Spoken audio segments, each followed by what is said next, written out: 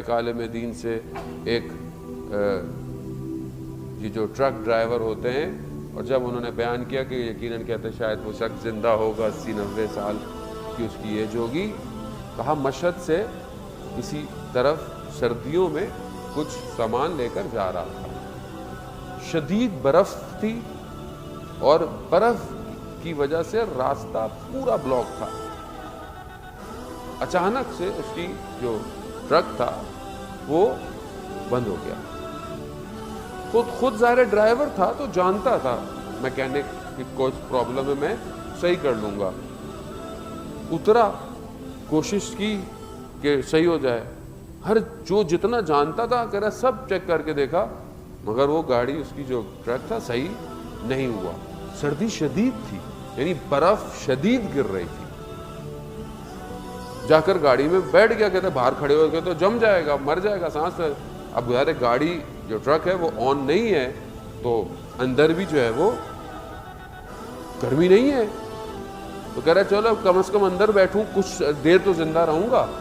کہتے جب اندر بیٹھا اور جب میری ساری امید ختم ہو گئی تو میری زندگی میرے سامنے فلم کی طرح چلنا شروع ہو گئی، مجھے اپنے عمل سارے یاد آنا شروع ہو گئے، کیونکہ اب مجھے کوئی امید نہیں تھی کہ بس میں نے کہا بس ختم ہے، یہاں کون، اس جگہ جہاں دور دور تک کچھ نظر نہیں آ رہا، کون آئے گا؟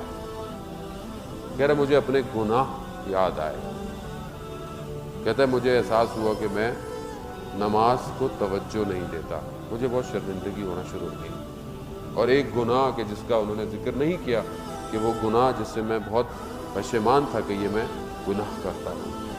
کہتا وہیں اس نے اپنے آپ سے عہد کیا کہ خدا مجھے تو اس مشکل سے بچا، اور اپنے امام کو پکارا، یا صاحب الزمان اغثنی، اے امام زمانہ میری مدد کیجیے، میں وعدہ کرتا ہوں میں نماز اول پڑھوں، میں وعدہ کرتا ہوں یہ گناہ ہے میں اس کو چھوڑ دوں۔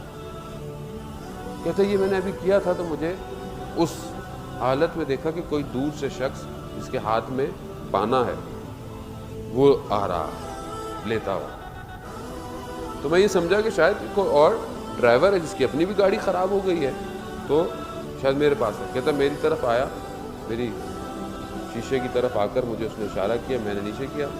کہتا کہہ رہا ہے میری گاڑی خراب ہے، کہتا ہے تم سٹارٹ کرو میں صحیح کرتا ہوں، تو میں نے کہا میں نے سب کوشش کے لیے۔ کہتا تم کرو، کہتا اس نے جا کر ہاتھ لگایا، ٹرک سٹارٹ ہو گیا۔ کہہ رہا وہ میرے پاس آیا تو میں اس کا بہت شکریہ کیا، میں نے کہا مگر آؤ میں کہا یہ بھی ڈرائیور ہوگا، اس کی بھی گاڑی آ کے خراب ہو تو میں تمہارے ساتھ چلتا ہوں اور تمہاری گاڑی بھی صحیح کرا دیتا ہوں۔ کہتا ہے نہیں مجھے ضرورت نہیں ہے۔